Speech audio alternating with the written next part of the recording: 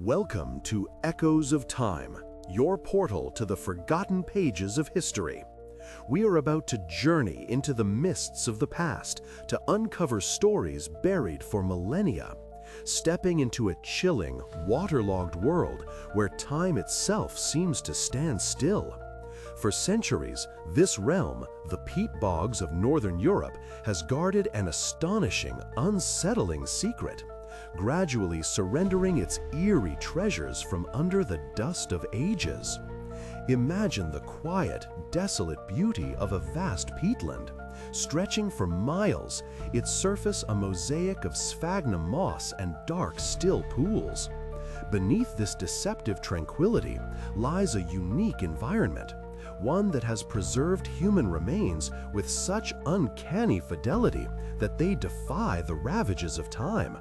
We speak of the Bog Bodies of the Iron Age, silent witnesses whose skin, hair, and even their last meals remain startlingly intact after more than 2,000 years.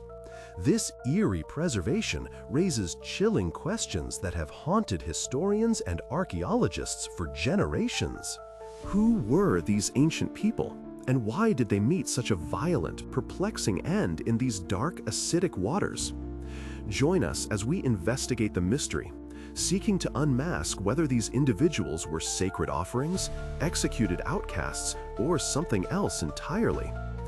The discovery of these remarkable human relics often began not with an archaeological expedition, but with a shock, a profound moment of accidental revelation. For generations, humble peat cutters, toiling in the bogs to harvest fuel, stumbled upon what they believed were the victims of recent, gruesome murders. The sight of a human body, often remarkably preserved, emerging from the dark, cold peat must have been terrifyingly real, sparking local alarm and police investigations. It was only through careful scientific analysis that the true age of these individuals began to emerge, pulling them back from the realm of modern crime into the profound depths of pre-Roman Iron Age Europe. Figures like the famous Tollund man, unearthed in Denmark with his serene expression and perfectly preserved rope noose, and Lindo man, found in England, have become iconic symbols of this mysterious phenomenon, each telling a profound story without uttering a single word. The secret to their astonishing preservation lies within the bogs themselves. These unique environments are not merely stagnant pools, but living, dynamic ecosystems with a precise chemical composition that acts as an unparalleled natural embalming agent. Critically, peat bogs are low in oxygen, creating an anaerobic environment where the bacteria that typically cause decomposition cannot thrive. Furthermore, they are high in tannic acids released by the decomposing sphagnum moss. These acids, similar to those used in the tanning of leather, effectively tan human flesh, turning skin into a tough, leathery texture, preserving hair, nails, and even internal organs. The result is not a skeletal remain, but a natural mummy, a complete human form, frozen in time, offering an unparalleled window into the physical reality of an ancient European world that would otherwise be lost to us forever. These silent witnesses provide clues not only about their demise, but also about their society, their health, and the very clothes they wore. Researchers can analyze stomach contents to understand their final meals, providing insights into Iron Age diets and agricultural practices. The analysis of bones and soft tissues can reveal information about their health, diseases, injuries, and even the rigors of their daily lives. The textiles preserved alongside them, from wool capes to intricate garments, offer precious glimpses into the weaving techniques, styles, and perhaps even the social status of these ancient communities. Each body is a complex puzzle, a time capsule revealing intimate details of a life lived and brutally ended over 2 millennia ago. However, the most compelling and haunting question remains, why? Why did these individuals, in the prime of life or in their twilight years, meet such a violent and deliberate end within the bogs? The debate over their fate rages among historians and archaeologists, giving rise to several compelling theories, each with its own supporting evidence and profound implications for our understanding of Iron Age European society and beliefs. One predominant theory suggests that these individuals were ritual sacrifices offered to the gods in brutal ceremonial killings. In a world deeply reliant on the whims of nature, where bountiful harvests and victory in war were crucial for survival, ancient peoples often sought to appease powerful deities through offerings, sometimes of the most precious kind, human life. The evidence of ritualistic triple deaths on some bodies strongly supports this view. For instance, some bog bodies show signs of multiple methods of killing, such as strangulation, throat slitting, and blunt force trauma, perhaps reflecting a multi-stage ritual designed to honor or appease specific deities, or to ensure the efficacy of the offering. This theory paints a vivid picture of a society deeply entwined with a spiritual world, where the boundaries between life and death were fluid, and ultimate sacrifices were made for the greater good of the community, or perhaps to avert catastrophe.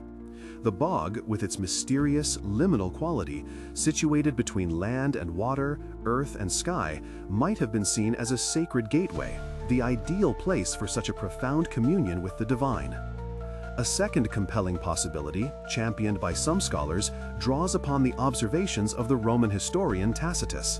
In his Germania, written in the late 1st century AD, Tacitus described the customs of Germanic tribes, noting that criminals and outcasts were sometimes executed and cast into marshes as punishment, forever denied a proper burial in consecrated ground.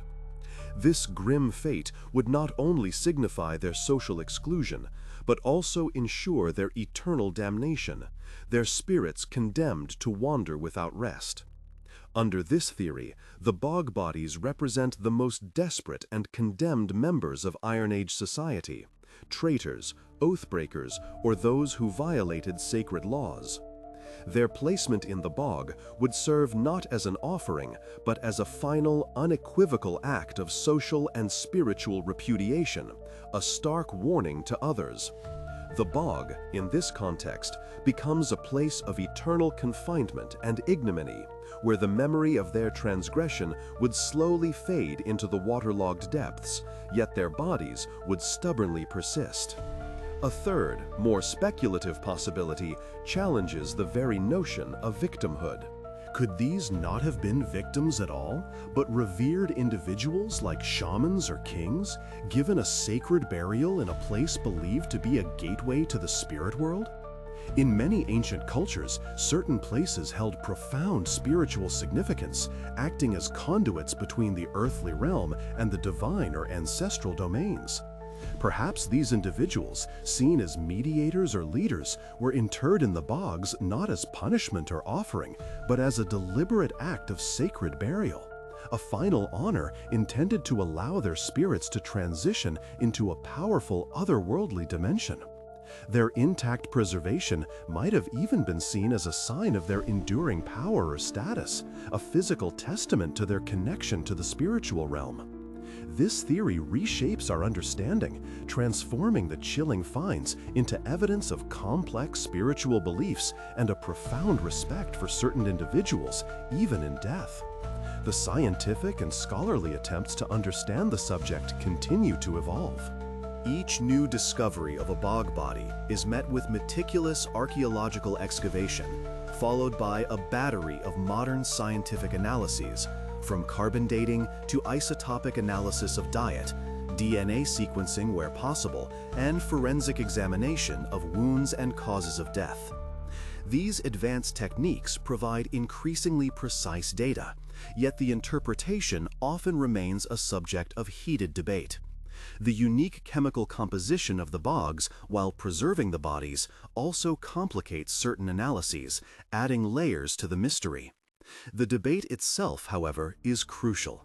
It is through this ongoing intellectual struggle that we continually refine our understanding of Iron Age Europe, piecing together the social fabric, religious beliefs, and legal systems of a world long vanished. Each body is truly a puzzle, a profound enigma demanding our attention. And each theory opens a new door into the spiritual and social fabric of Iron Age Europe. From the serene face of Tollund man to the brutally dispatched Lindo man, these silent witnesses continue to speak to us across the millennia, their stories echoing with the triumphs and tragedies of ancient lives. They remind us that history is not just about kings and battles, but about individuals, their beliefs, their fears, and their ultimate fates. They force us to confront the most profound aspects of human existence: life, death, ritual, justice, and the eternal search for meaning.